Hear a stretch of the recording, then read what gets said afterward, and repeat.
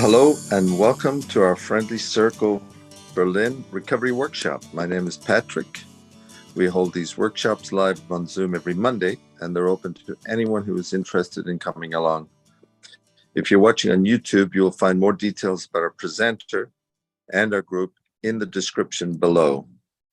Today, our workshop theme is Forgive for Good with Dr. Fred Luskin. Fred is the director of the Stanford Forgiveness Project at Stanford University, where he teaches. He is also the author of the book titled Forgive for Good, published by HarperCollins. Fred has spent many decades researching and teaching people how to forgive themselves and how to forgive others. He also coaches and counsels people to pursue personal happiness through developing their character by serving others and savoring the good in their lives. Our good friend, Herb Kagan, who presents at our workshops often, has described Fred's book, Forgive for Good, as the second most influential and helpful book he has read in his recovery, next to the AA Big Book. In this workshop, Fred will discuss the benefits and the practice of forgiveness and how vital forgiveness is for our recovery. So thank you, Fred. Thank you so much for putting on this wonderful workshop for us. We really appreciate it. And now I'll turn it over to you. Thank you, Fred.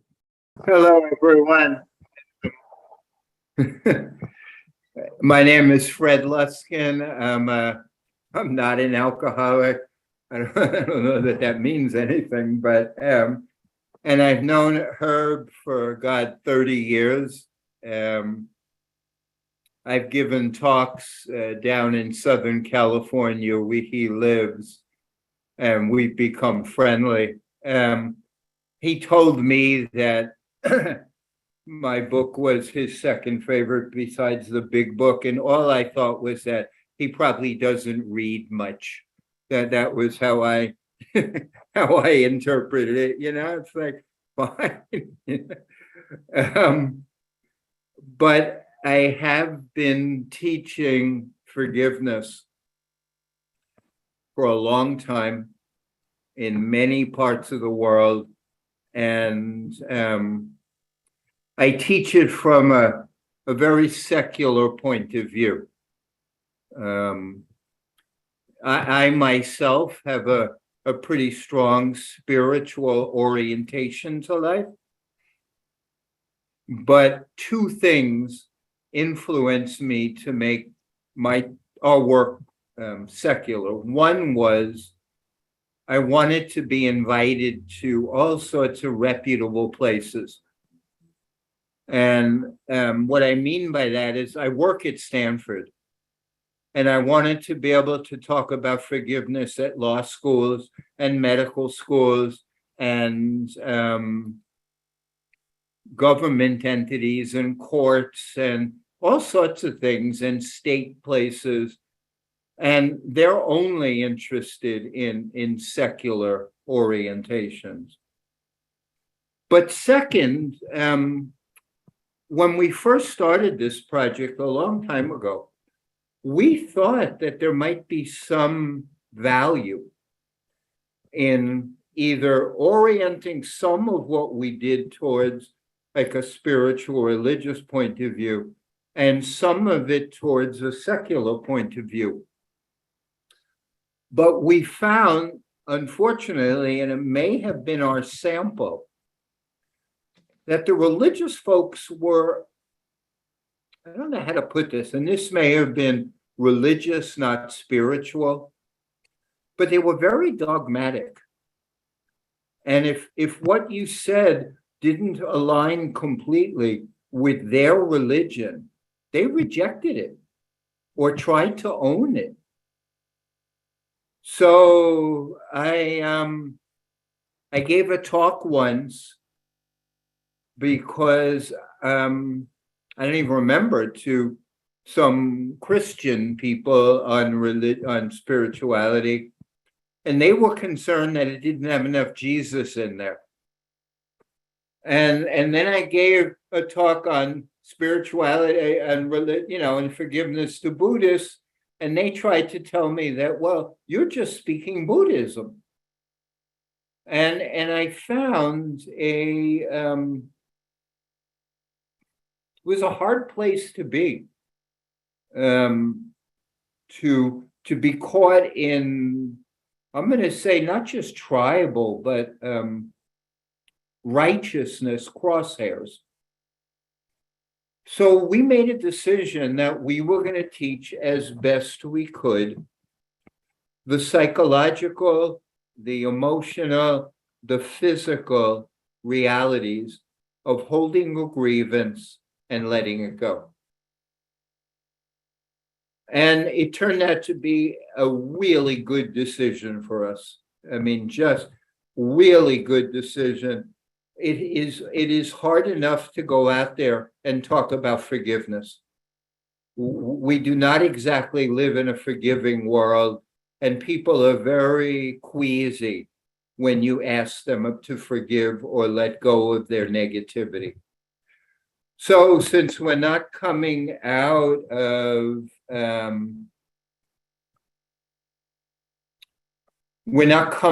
any particular argumentative framework, but trying to do things as empirically as we can.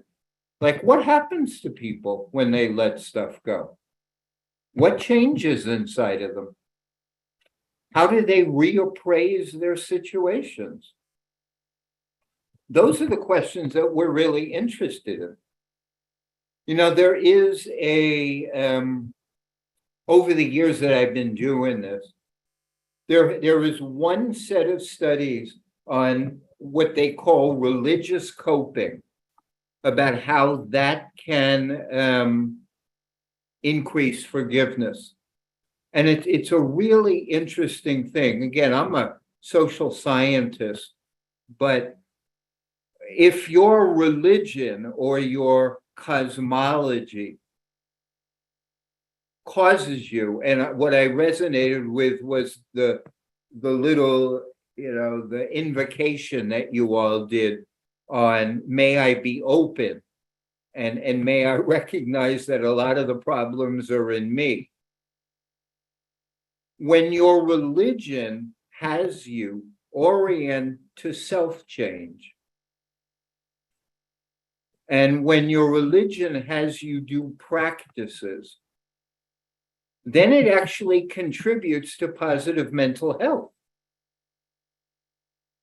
When you identify with a group, like I belong to a 12-step program, but I don't necessarily do any of its practices, that doesn't necessarily contribute to any positive mental health. But when you do the practices, and what the people who study this, which is so interesting to me, they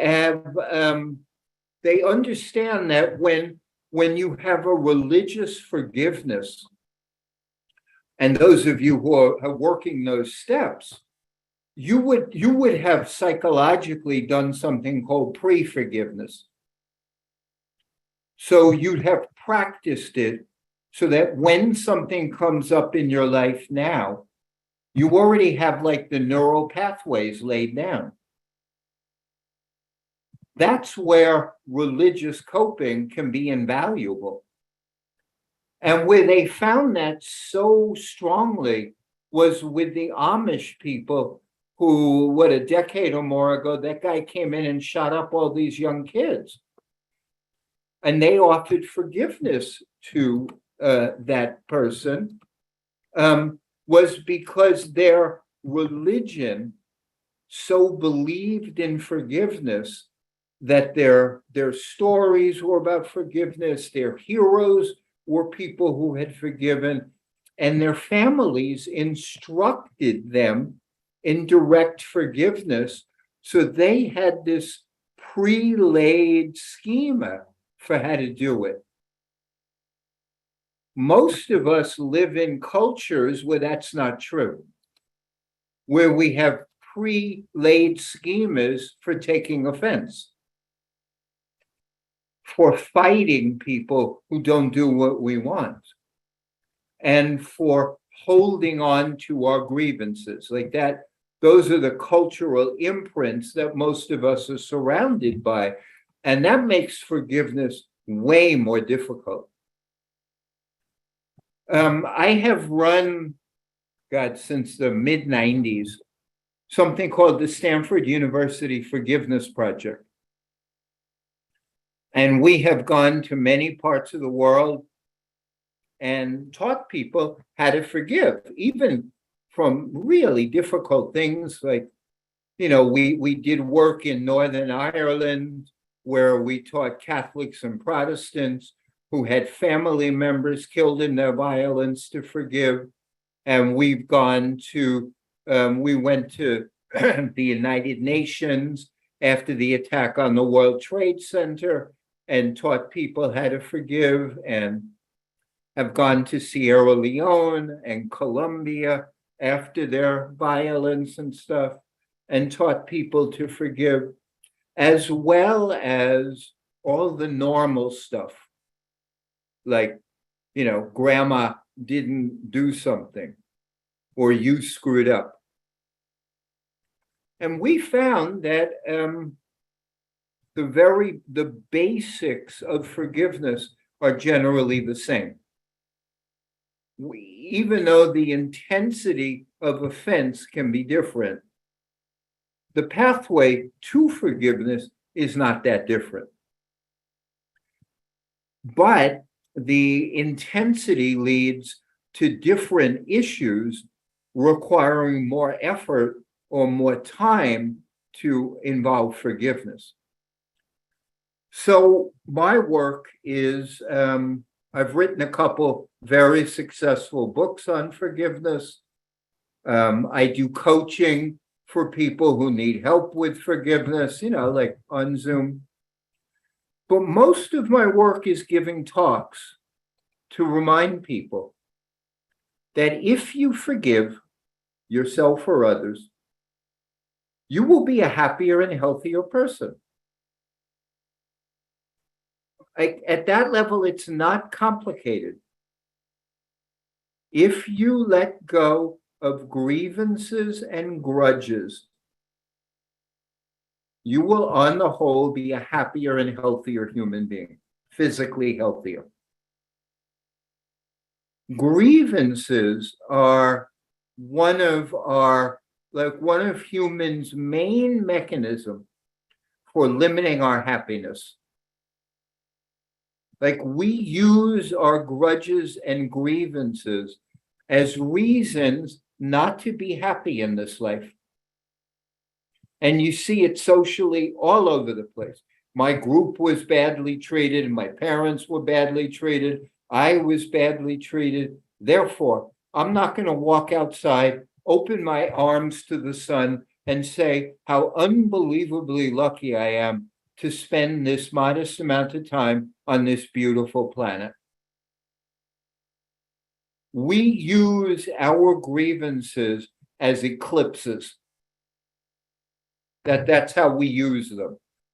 We put them between us and the sun. And then we say the sun doesn't exist. We all do this, no matter big or small, whatever group you belong to, we all do this. We all say at some level, I can't be really happy now. I can't embrace this delicious opportunity to be here for a modest period of time because of X, Y, and Z. Because this person didn't do right, because I screwed up, because my group was treated unfairly. We all use that as some kind of an excuse to not open to now. To not just recognize that now, and we don't know how many more nows we're going to have.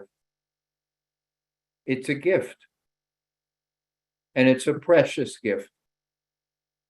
And on planet Earth, that gift involves suffering as well as beauty. But it's a gift. And many of us use our grudges and grievances even worse than that. we use it to harm other people. We say to our partners or lovers, you didn't do this, therefore I'm going to treat you badly right now. And we feel perfectly justified doing that. You were bad then, I'm going to be bad now, we're even. We actually make believe that our grievances give us an excuse to not do the right thing.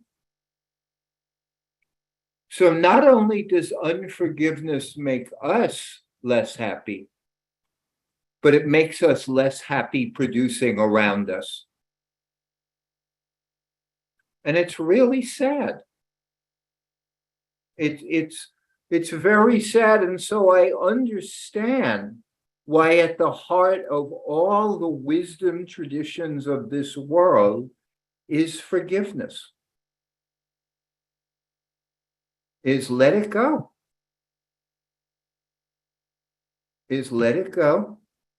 Do the best you can. Be here, be here now as best you can. And if you've harmed people, ask for absolution.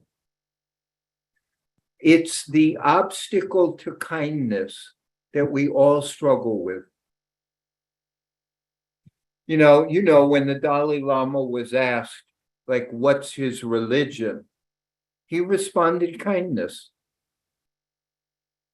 And if you boil down all the religious traditions of the world, it's kindness.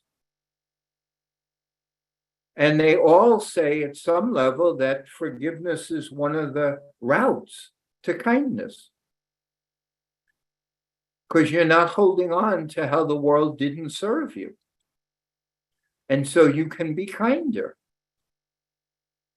And I look at this and I think how simple that is. And yet, how hard it is. How simple and hard. So we start with forgiveness training by reminding people that research shows that people who forgive, it impacts their blood pressure. It can lower their perception of pain. It reduces stress. It impacts muscle tension and cardiovascular function. Like it's a holding on tight. Unforgiveness is this holding on tight against the world. And it has physical consequences. When you release that, when you let that go, those physical consequences mediate. I'm not holding on. I'm not armoring myself in the same way. So I stop the tension that I'm holding, and I stop this antagonism. So of course my blood pressure goes down. And of course my perception of pain goes down, because they found that physical pain and emotional pain, after a while, the pathways join. Like they're not separate after a while. And they amplify each other, which all of you know. If you're in physical pain and you're angry, you feel worse. Or if you're angry and you stub your toe, you become positively insane. So forgiveness has physical benefits, but its biggest impact is psychological. It reduces depression. It lowers anger. It increases hope. It facilitates compassion. And more than anything else, and this is subtle, it allows us to stop seeing ourselves as victims. And we don't recognize the physical and mental cost of victimhood. Victimhood is a position of helplessness, of lack of efficacy. I can't do it. I can't help myself. I'm not capable. That has tremendous effects on physical and mental well-being. Hopelessness and helplessness are not good for you physically as well as emotionally. So when you forgive, what you've shown is that you can handle your own emotional disturbance. Instead of saying my emotional disturbance is the cause and responsibility of other times, factors, and people to remediate. That my emotional disturbance is not mine to deal with, but someone else's. That leads to a lack of efficacy, and that leads to physical and psychological issues. What you get with people who don't forgive is they're frightened. Because we know that if we haven't forgiven ourselves for something, we don't trust ourselves. And we're afraid to do certain things. Or if we don't forgive other people, it becomes much harder for us to enter into a relationship or to trust. So the physical and mental benefits of forgiveness are strong. There's a couple of dozen studies. I don't know that one of them has failed to show a positive benefit to learning to forgive. This is a profound mental health strategy. It is rare for evidence to be so strongly in one direction. And yet it's not easy to forgive. First of all, many of us have no idea what forgiveness is. We think that if you forgive somebody, it means you're condoning their bad behavior. And it's not that at all. When you forgive something, you know the behavior was bad. You just stop feeling like you have to have emotional and physical disturbance just because somebody else behaved badly. And that's the disconnect, and that's the heart of the problem that forgiveness solves. That just because there's evil in this world, or ugliness, or nastiness, or unkindness, doesn't mean that we have to be unforgiving of it. There's going to be evil and ugliness and all sorts of things as long as human beings are on the planet. We're not that brilliant just picking out some ways that human beings have failed to be their best self. That doesn't take much smarts. Anybody can do that. You can find an excuse right this second to always be unhappy about something. You can find a reason, anyone can find a reason to find ugliness in this world anywhere you look, and you can defend your unhappiness or your anger around that issue. Anybody can, anywhere, anytime. The piece that we miss, though, and this is the fulcrum of it, is you can also find beauty and goodness anywhere you look, anytime throughout history. It has to do with where we place our attention and who we believe is responsible for our inner landscape.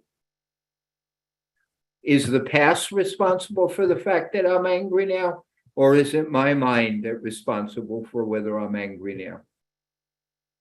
Is it my brother-in-law who's responsible for the fact that I'm anxious? Or is the way I process things responsible for why I'm anxious? Is it the fact that I screwed up 5 years ago that is responsible for my despair? Or is it the way I'm processing it that's responsible for my despair? We can always find something in history or in our own life to complain about and then use that as a reason to not be happy. Always. You can never run out, ever. It's inexhaustible. At the same time, so is human resilience and goodness. And we have a nervous system that is biased towards the negative and biased towards the threatening, and is primed to take for granted what is good. Our biology sets us up for unhappiness, and our biology sets us up for grudge holding. It is designed in a very primitive way to protect us. And it does a good job of protecting us, but it does a very poor job of making us happy. And so when I'm giving you a quick kind of summary of some of our forgiveness orientation, the key is that mind of yours and mine that can find enemies, that can hold on to something from 1990, that can hold on to something from 1920, that can hold on to something from 2015, that can hold on to something from 4 weeks ago and say, the world's not good enough.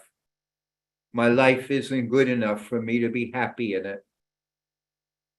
That same mind can stop for a second and say, wait a second.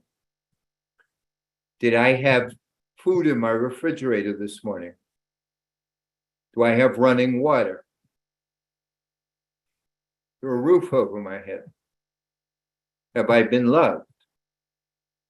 Well, if the answer to those, as for most of us, is yes, then you start having a problem with the negativity bias.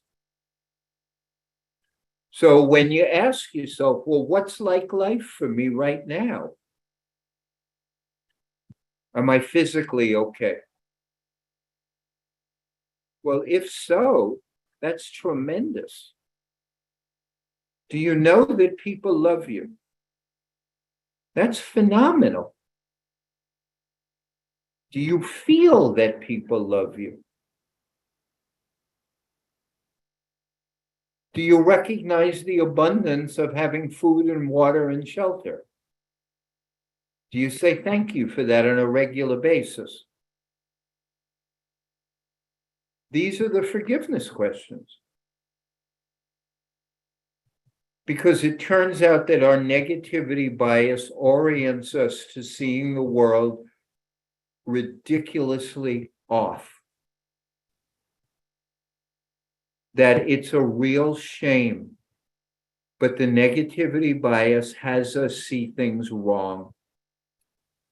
It has us oversee problems and undersee bounty.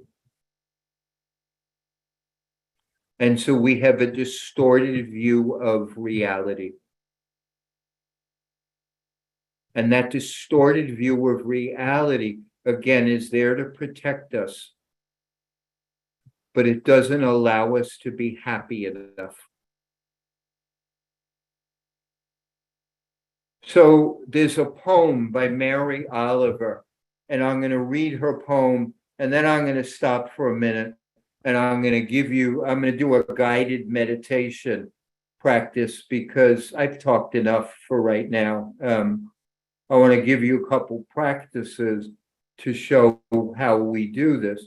But here's her poem, The Settlement. It's Mary Oliver's poem. Look, it's spring, and last year's loose dust has turned into this soft willingness. The wind flowers have come up trembling. Slowly, the brackens are uplifting their curvaceous and pale bodies. The thrushes have come home, none less than filled with mystery, sorrow, music, happiness, ambition. And I am walking out into all of this with nowhere to go and no task undertaken, but to turn the pages of this beautiful world over and over in the world of my mind. Therefore, dark past, I'm about to do it. I'm about to forgive you for everything. So that's the entree, our own misguided attention and our overemphasis on threat that sets us up to distort perception enough that we think that negativity and anger should be the normal response. There's some functional MRI studies. There's an amazing functional MRI study where they were looking for like brain function and seeing other people accurately. And what they found was that until you have compassion, some modest amount of compassion, you're always evaluating other people with too much threat. And you're giving them negative motivations, and you're more alert to the danger they offer than is truthful. One of the benefits of meditation practice, which is why I've studied this, I'm such a fan of meditation, is that meditation works on those threat sensors of people being the other and allows us to more easily see our commonality, so our sense of threat goes down. And when our sense of threat goes down, we live a little more safely in our moments, and so we're much more likely to be forgiving. When you feel safe in a moment, at that moment, you are much more likely to forgive, because forgiveness and grudge holding are all only done now. You've all studied enough to know there really is no past anymore. There's just your mind processing things now. And we either process it in a way that makes the past a threat to us now, or we process it in a way where there's enough goodness and potential and love in the present. So we don't need to hold on to the dark past. And Mary Oliver's metaphor about going out into this beautiful world and letting go of our negativity. I forgive whatever it is that kept me bound, including myself. I forgive it. And I open back up to this beautiful world. So let me guide everybody through a very simple imagery practice that hopefully will give you a slight sense of some of the ways we teach this stuff. So if you'd all please close your eyes, 5 minutes maybe. I'm not doing a long practice, but 5 minutes, please. If you'd all please close your eyes and get comfortable.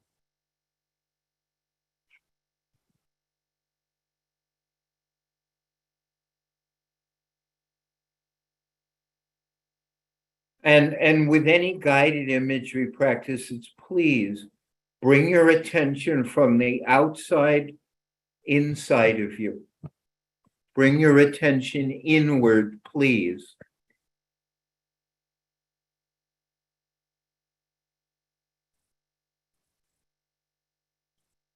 And allow yourself, literally allow yourself, give yourself permission to relax. You have to give yourself permission. Otherwise, the threat that we have around us is too strong. We have to say to ourselves, I'm safe. I'm loved. I really can relax for the next few moments. I'm okay right now. It's an affirmation of self. Right now, I'm okay.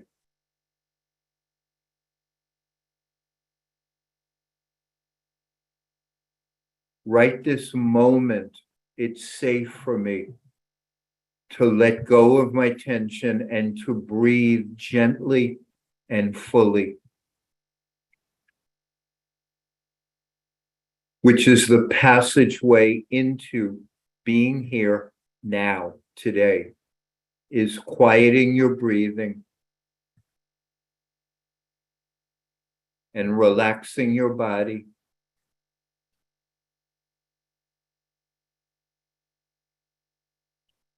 And allowing your abdomen to expand when you inhale. I mean, many of you know that is yoga breathing, but from a neurobiological point of view, it's the only way your brain can ever recognize that you're safe. The only way your brain can recognize when you're safe is when you relax your abdominal muscles enough so that when you inhale, your abdomen expands. And when you exhale, your abdomen contracts.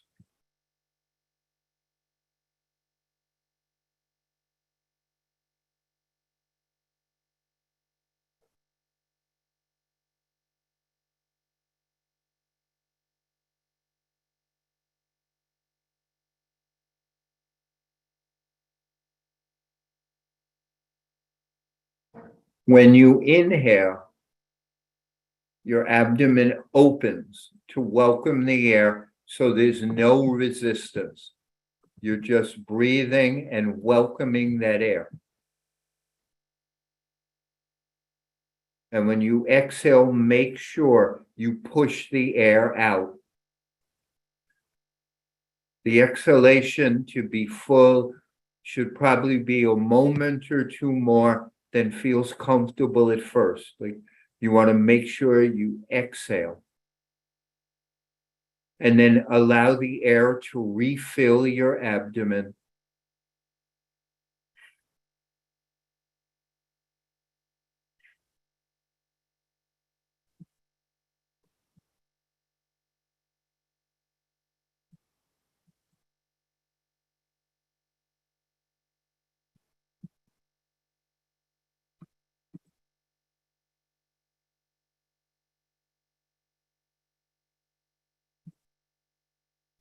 And then bring an image to your mind. This is just such a simple practice. Bring an image to your mind of someone you really love.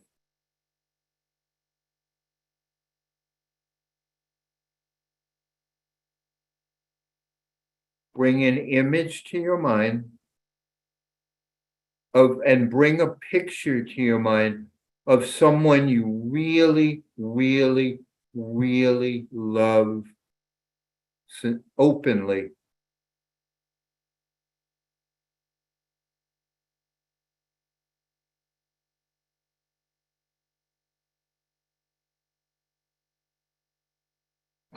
And then try to feel that affection in your heart, your chest, your center. Try to feel that affection.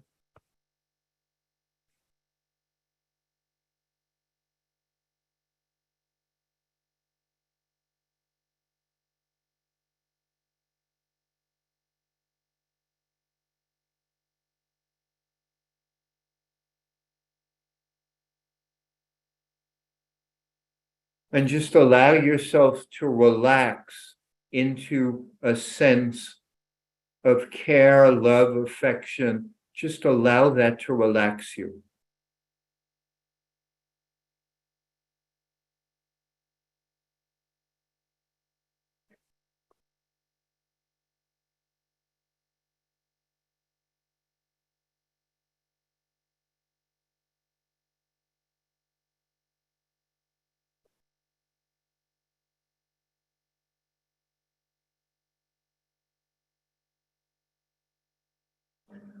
And then that's enough. Let that image go, let the feeling go. Just let that experience go. And then take a breath and very gently allow your eyes to open.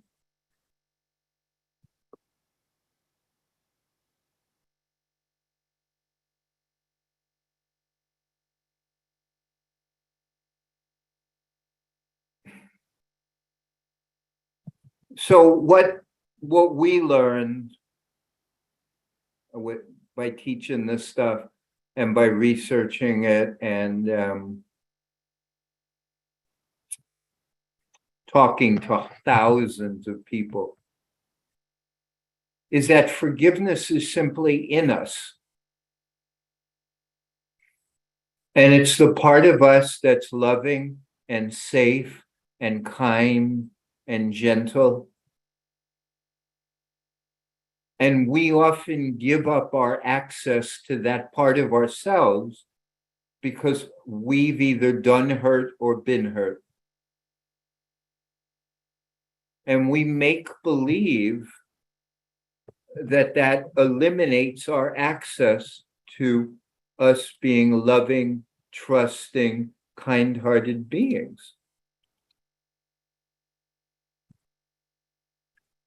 But it doesn't.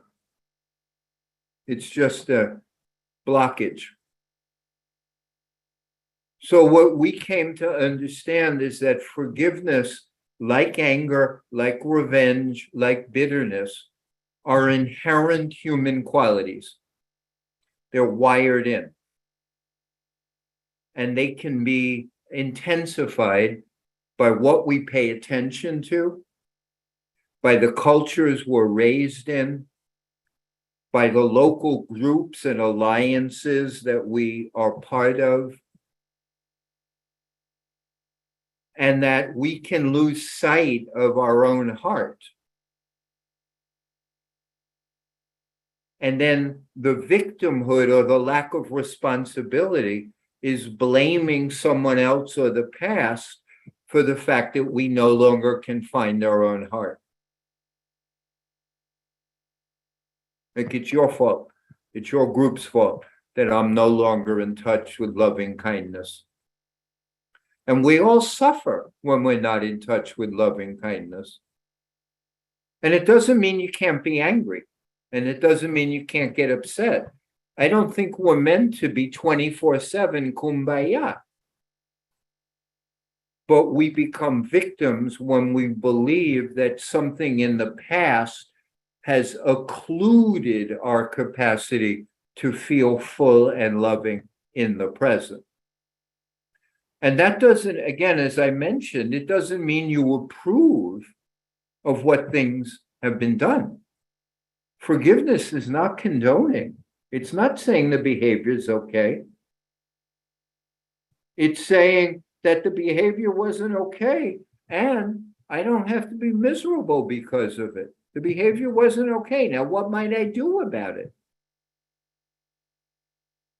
And it turns out that you probably do more good for things when you feel kind-hearted than when you feel miserable.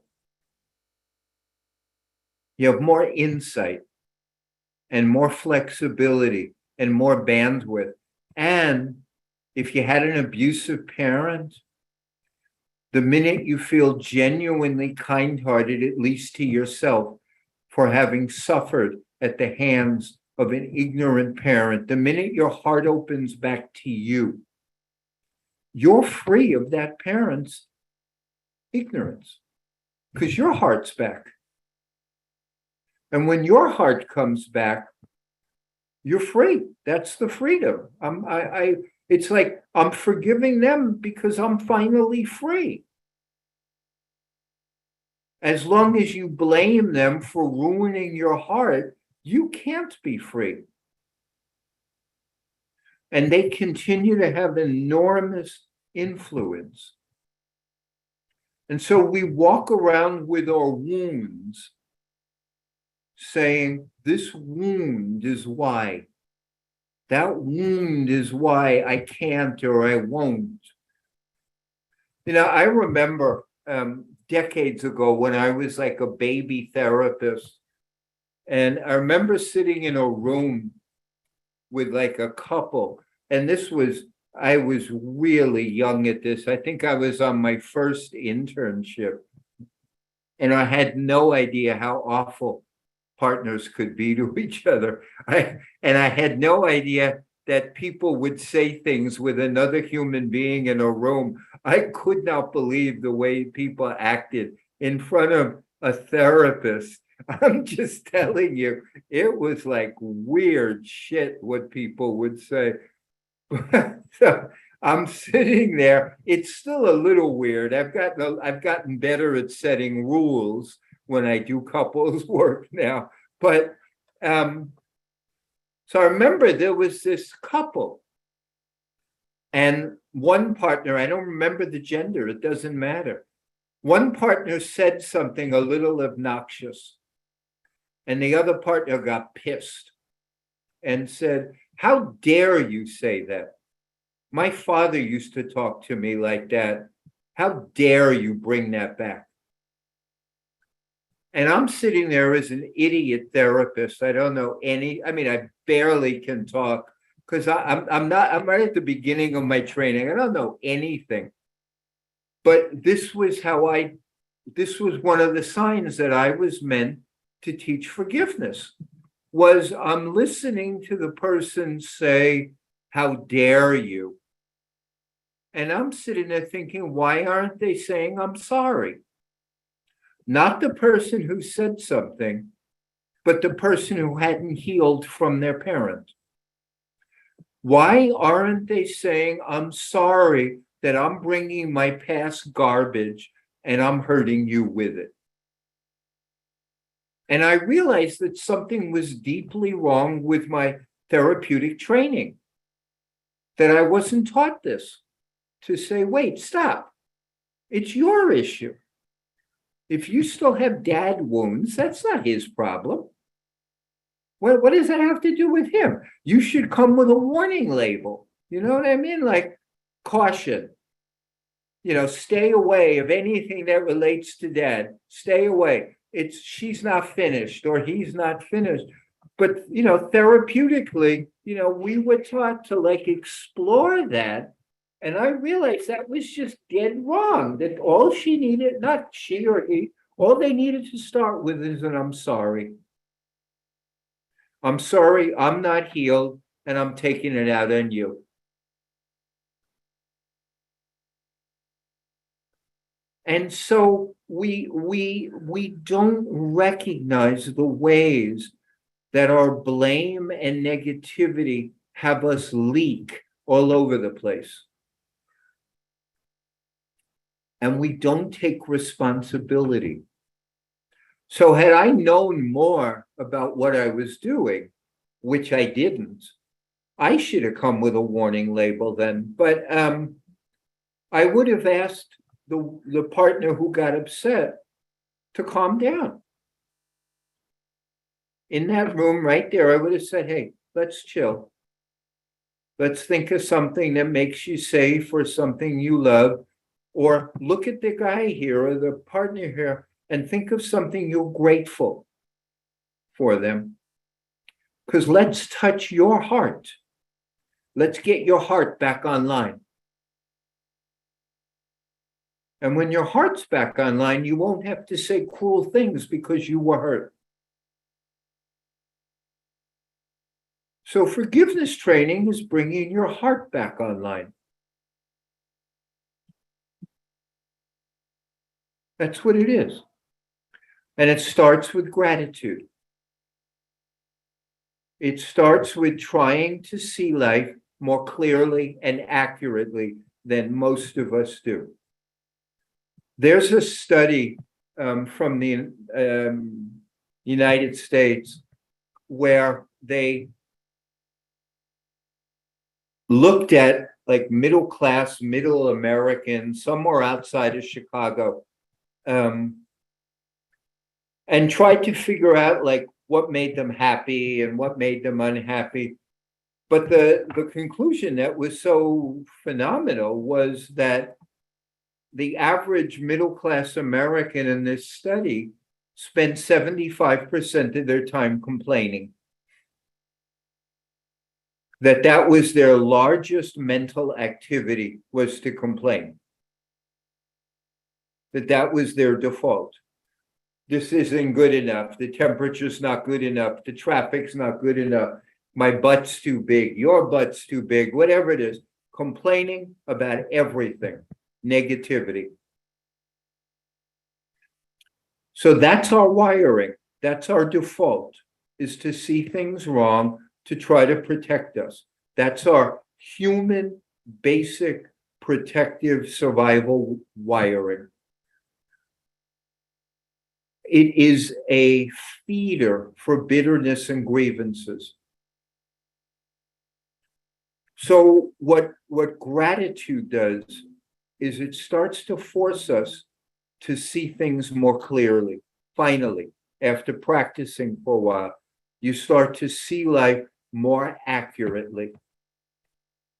You start to see that a lot of the ways that you blame things were just because you didn't have a wide enough lens, and that your mind forgot all the ways that people tried to love you, and all the ways that they loved you, but you couldn't see it, and all the ways that you were insensitive and other people forgave you. But gratitude is the simplest entree to turning your heart back online. So let me do one more guided imagery practice before I'm done, and then I'll wrap it up and spend a few minutes taking questions. Would you please close your eyes one more time? It'll be similar, but I want to do one more practice before I'm finished.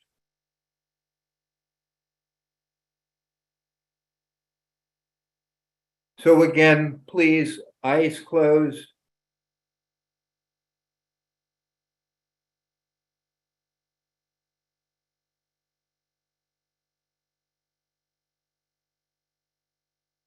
Allow your attention to go inwards.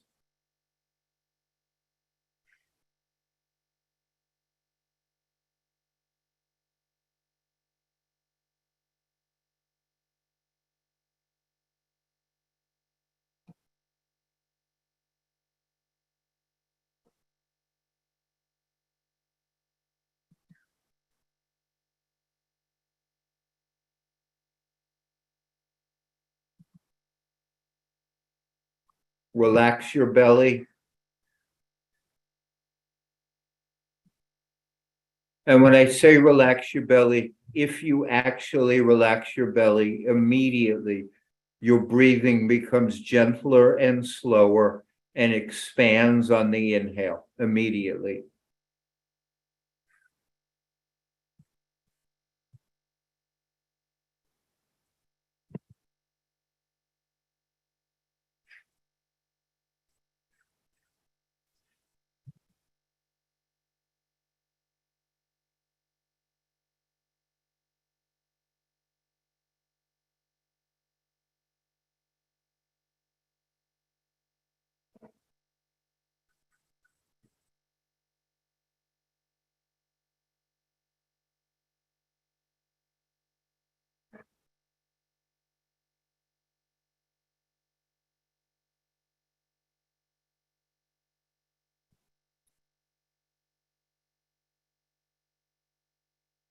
And then ask yourself one question.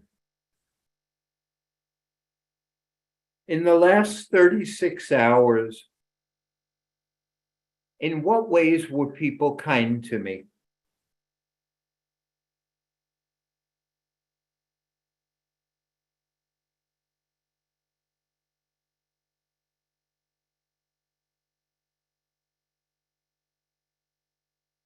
And look at your life, slow down the tape, and find any way that people were kind to you. Did anybody say something nice to you?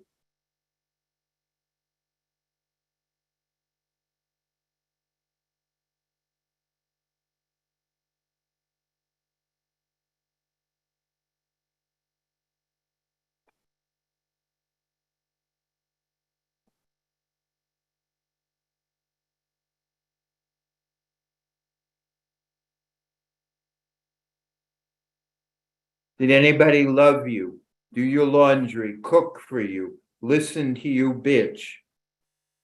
You want to quietly look at your last day and a half for any indication of human goodness towards you, kindness.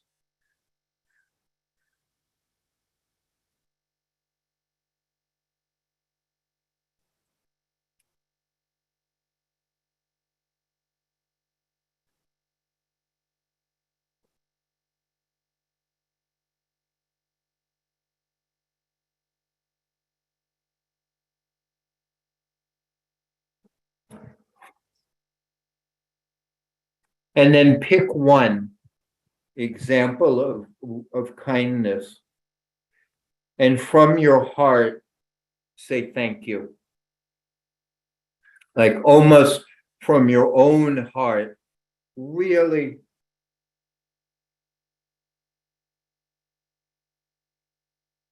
reach out with an experience of thank you.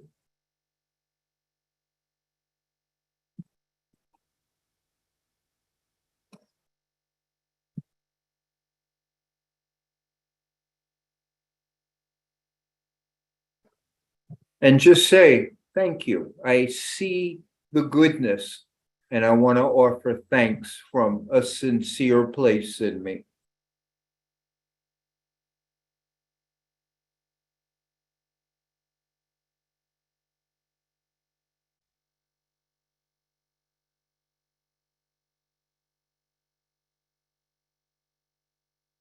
And then again, let that go. Let the image go, let the feeling go, let the thanks go.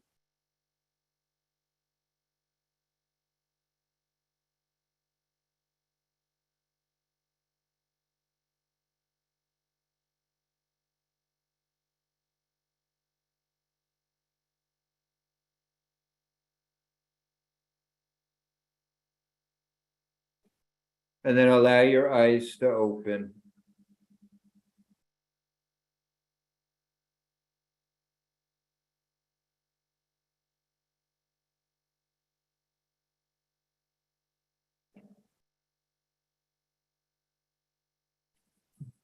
So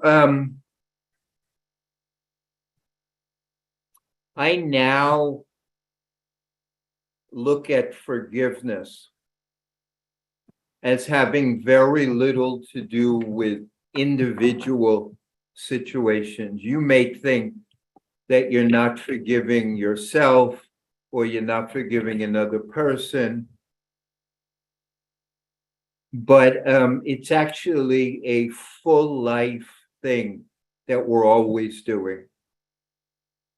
And the question for us all is right now, has life been loving and good and generous enough to us where at this moment I can keep my heart open to what was hurtful? Like, has the positive side been enough for it to hold the pain? And it's looking at our whole life and saying, was the gift enough?